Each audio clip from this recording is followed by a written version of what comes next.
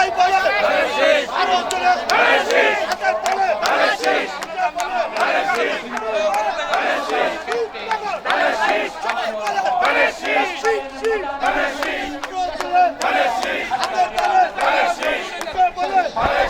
সবাই বলে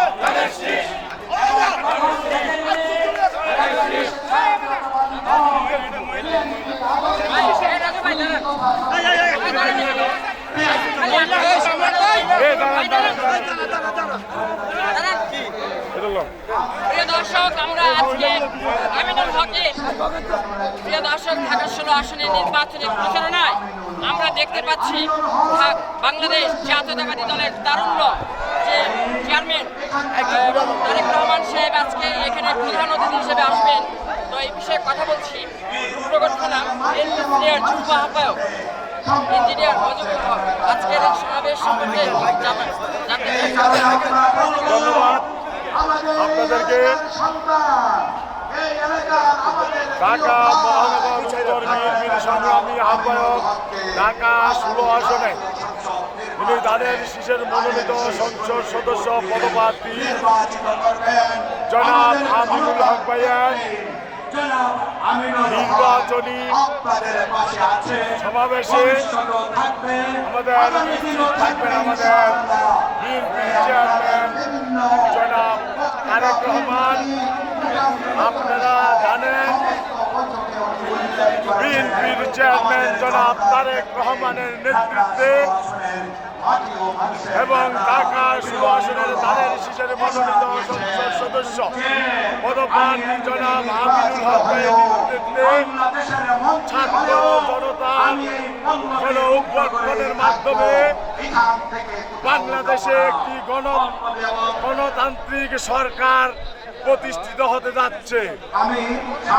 আমাদের ঢাকা 16 আসনের তাদের শীষের মনোনীত সংসদ সদস্য পদপ্রার্থী জনাব আমিনুল হক, উনি একজন স্বচ্ছ এবং পরিচ্ছন্ন রাজনীতিবিদ। আমিনুল হক উনি এই ঢাকা 16 আসনকে একটি মডেল আসন হিসাবে দাঁড় করানোর জন্য এই ঢাকা 16 আসনে যে ইস্তেহারে কিছু পরিকল্পনা হাতে নিয়েছেন, যদি উনি এই ঢাকা 16 আসন থেকে সংসদ সদস্য নির্বাচিত হতে পারেন, জাতীয় সংসদে প্রতিনিধিত্ব করতে পারেন, তাহলে তিনি তার যে ইস্তেহার সেই ইস্তেহার তার প্রতিষ্ঠিত হবে এবং আমিনুল হক ভাইকে সকলে মিলে ঐক্যবদ্ধ হয়ে আমিনুল হক ভাইয়ের জন্য কাজ করে ধানের শীষ মার্কায় ভোট দিয়ে জয়যুক্ত করিবেন।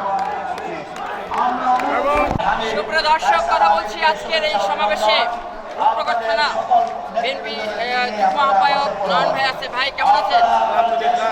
আজকে সমাবেশে আসছেন? আচ্ছা আচ্ছা, আমরা দেখছি যে রূপনগর থানা যে আরামবাগ ইউনিট বিএনপি সভাপতি বাবুল হোসেন ভাই আজকে সমাবেশে আসছেন? আচ্ছা আচ্ছা, 12 তারিখে কেমন প্রস্তুতিতে আছেন? 12 তারিখে ব্যাপকভাবে প্রস্তুতি নিয়ে আমরা সামনের দিকে যাবো ইনশাল্লাহ। এই আশা নিয়ে ধন্যবাদ। প্রিয় দর্শক, আমরা আপনাদেরকে নিয়ে যাচ্ছি আবার সমাবেশে, থাকবেন আমাদের সাথে পুরো সমাবেশ জুড়ে।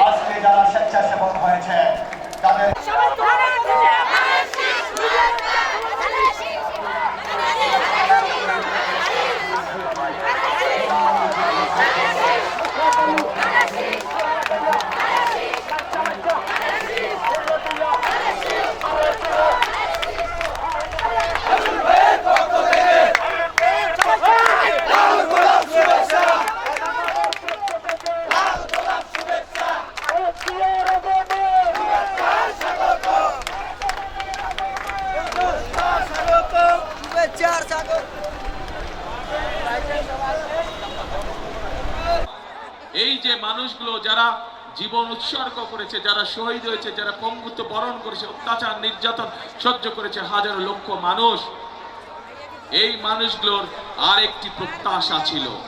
এই যে এখানে আজকে ধানের শীষের প্রার্থী আমিনুল একটু আগে আপনাদের এলাকার যে সমস্যা বলে গেল, এরকম সমস্যা এই এলাকায় ঢাকা 16তে যেমন আছে ঢাকা মহানগরীতে যেমন আছে, সমগ্র বাংলাদেশের মানুষের বিভিন্ন সমস্যা আছে, কর্মসংস্থানের সমস্যা আছে, নারীদের অধিকার প্রতিষ্ঠিত করার সমস্যা আছে, আমাদের তরুণ যুবক ভাই বোনদের কর্মসংস্থানের সমস্যা আছে, শিক্ষার্থীরা আগামী দিনের প্রজন্ম যারা শিক্ষার্থী তাদের শিক্ষার বিষয়ে সমস্যা আছে। এখানে আমিনুল হাসপাতালের কথা বলেছে, সমগ্র বাংলাদেশের জেলা উপজেলা গ্রাম পর্যায়ে মানুষের স্বাস্থ্য সুবিধা নিশ্চিত করার সুবিধা আছে। অর্থাৎ এক কথায় আমরা দেখেছি গত 16 বছরে কিভাবে মেগা প্রজেক্ট হয়েছে, কিন্তু মানুষের ভাগ্যের মেগা পরিবর্তন হয়নি, বরং আমরা দেখেছি মেগা প্রজেক্টের নামে মেগা দুর্নীতি হয়েছে, কিন্তু মানুষের ভাগ্যের পরিবর্তন হয়নি। কিছু সংখ্যক মানুষের ভাগ্যের পরিবর্তন হয়েছে।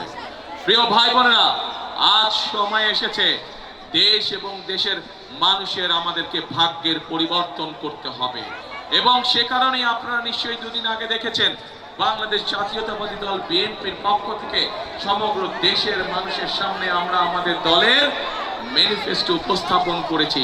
সেখানে আমরা নারীদেরকে কিভাবে আমরা সামনে এগিয়ে নিতে চাই, সেখানে আমরা ছাত্রদের লেখাপড়ার জন্য কি ব্যবস্থা করতে চাই, সেখানে আমরা উল্লেখ করেছি কিভাবে আমরা বেকারদের কর্মসংস্থানের ব্যবস্থা করতে চাই, সেখানে আমরা উল্লেখ করেছি কিভাবে আমাদের 40 লক্ষ প্রতিবন্ধী মানুষ আছে সারা দেশে, তাদের পাশে আমরা দাঁড়াতে চাই।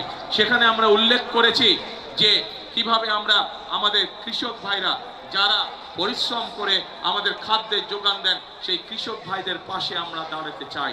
সেখানে আমরা সুন্দরভাবে উল্লেখ করেছি আপনাদের এলাকার সন্তান আমিনুল যেমন একজন প্রফেশনাল খেলোয়াড়, শুধু আমিনুল একা কেন হবে, আমিনুল মতো আরো শত শত আমিনুল কিভাবে আমরা তৈরি করতে পারি দেশে, সেটির উল্লেখ আমরা করেছি। প্রিয় ভাই বোনেরা, এখন প্রিয় ভাই বোনেরা, আমাদের সামনে একটি বিশাল বড় কাজ আছে। 12 তারিখে আমাদেরকে সঠিকভাবে নির্ধারণ করতে হবে, নির্বাচিত করতে হবে যে কাদেরকে দিয়ে আমরা দেশ পরিচালনার দায়িত্ব করব।